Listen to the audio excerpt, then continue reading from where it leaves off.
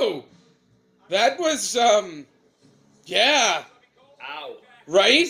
Like they broke the turnbuckle like what? 5 minutes into, not even 5 minutes into the match. It was very early on. Yeah, and they improvised beautifully.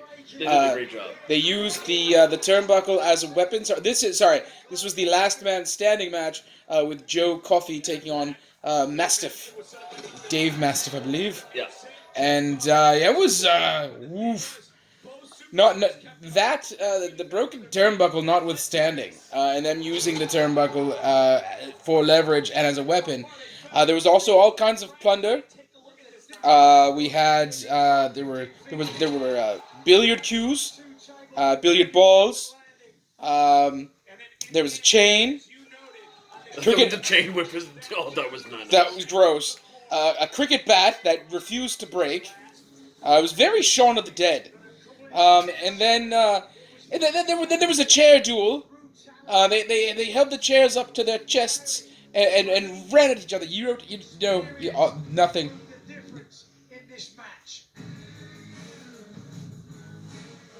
What are you doing? Hi.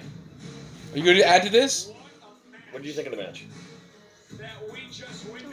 Great, well said. Oh, your ratings gold. So they were gonna. I thought they were gonna do a table spot and they did.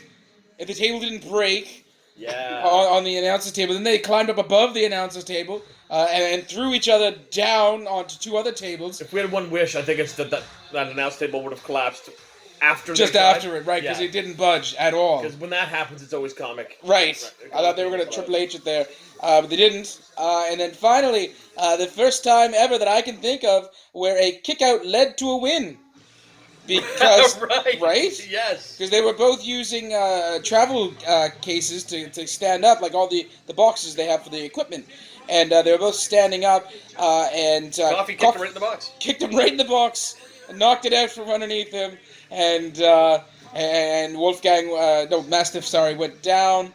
And got the 10 count went to Coffey, and that was that. So that was it. Gallus came away with at least one win this evening, even though they lost that triple threat tag team match. I forgot about this match coming. Right. Well, Adrian Street. Adrian Street, retired professional wrestler from Wales, I believe it was. Yes. And he was living in Florida apparently. Mm-hmm. And there was he didn't like the weather in Florida for one, but for two, I can see why he didn't like the weather in Florida. It destroyed his livelihood. It did destroy his livelihood. He had a wrestling school there, and Hurricane Ivan just tore it apart. So there we go. He moved back. The more you know. You're welcome. So what we got next? We got Kaylee Ray taking on Tony Storm. So this should be good. And then, of course, be sure to stick around because we do have Walter just coming in and being, personality. Oh, the name does not favor him, but yet it does. If you know what I mean. You know what's weird about it is most wrestlers that are using just regular names, right, go with the first last name. You're Shawn Michaels, right, or other people. Anyway, very good, Kyle. It didn't go to Daniel Bryan, right? There you go. Randy Dean Orton. Ambrose, right? Seth Rollins. Dean Ambrose, never heard of him, but John Moxley's pretty good. Right. Anyway, they always have two names, so just Walter. Right, and then they do that sometimes. Sometimes they take away a name from somebody, like Apollo Crews. They just call him Apollo. We're getting off here. Stay tuned. No, we're not. Getting off on a tangent. Stop being filthy. Stop it!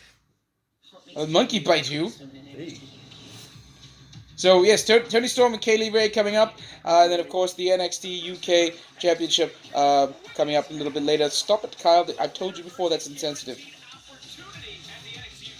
Thank you. More later.